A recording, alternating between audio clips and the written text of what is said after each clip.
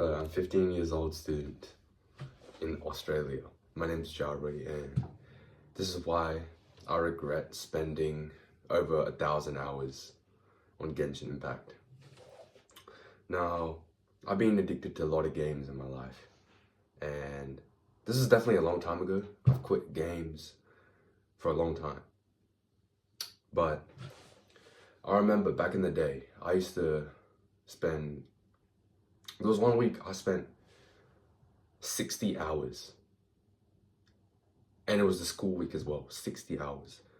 So I get home from school, my whole entire life was Genshin Impact. No wonder I felt so tired. I spent all night playing Genshin Impact until I fell asleep. And my sleep was fucked up. I didn't care about anything else in life. And I was so insecure. My social life, I had so much social anxiety. And all these things, because I was addicted to playing video games. I was also addicted to playing Brawl Stars and Battle Cats. But Genshin Impact was the main thing. Something that I also regret is spending money on microtransactions in the game.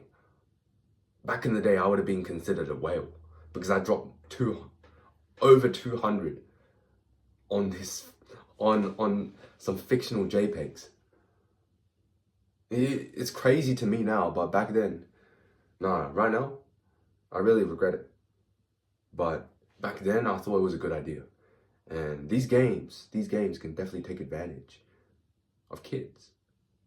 That's why, I don't know what the US is doing, but their defense justice system is banning kids under the age of 16 from doing microtransactions.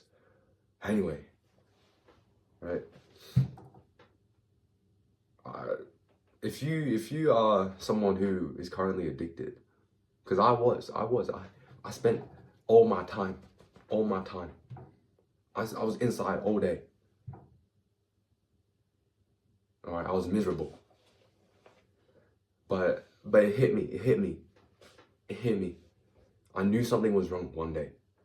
Even though I didn't know what was wrong, I knew that something definitely was wrong. When I realized that I've played over 1,000 hours. That's 1,000 hours. How much can you do in 1,000 hours, right? Look at your hobbies. How much could you realistically achieve in 1,000 hours? So much. But what did I achieve? Playing 1,000 hours of video games? Playing 1,000 hours of Genshin Impact? Not much, really. Just another stimulating escape from reality. And it's not to hate on anybody who does play video games or is addicted to video games, because I was one too. But it serves as a precaution. I understand why people escape. This life is shitty. Okay? I can agree that some parts of my life were messed up. I had some traumas that I didn't heal from. And I resorted to video games to help me get through that. But you have to understand that it's never worth it. It's never worth it because none of that time you can get back. The older we grow, I'd say the less, not less valuable our time becomes, but the harder it is to be able to muster up drive, muster up the courage, muster up the ability to learn, the ability to form new neurological pathways, I'd say. I just think that children, teenagers learn better. But once you're an adult, because if I continue down that pathway, if I was an adult and I reached the point where I realized that I spent all my teenage years playing video games, and now I have zero skills in life. I have nothing. If I reach that point, then I regret everything. If I reach that point, then what could I do? What could I do in that situation?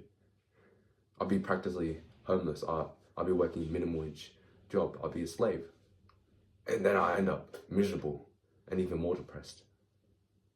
So it's never worth it. But you know, it's not too late. It's not too late to start over. Because you can't go back. You can't ever go back to the past, but one thing you can do is create a new beginning.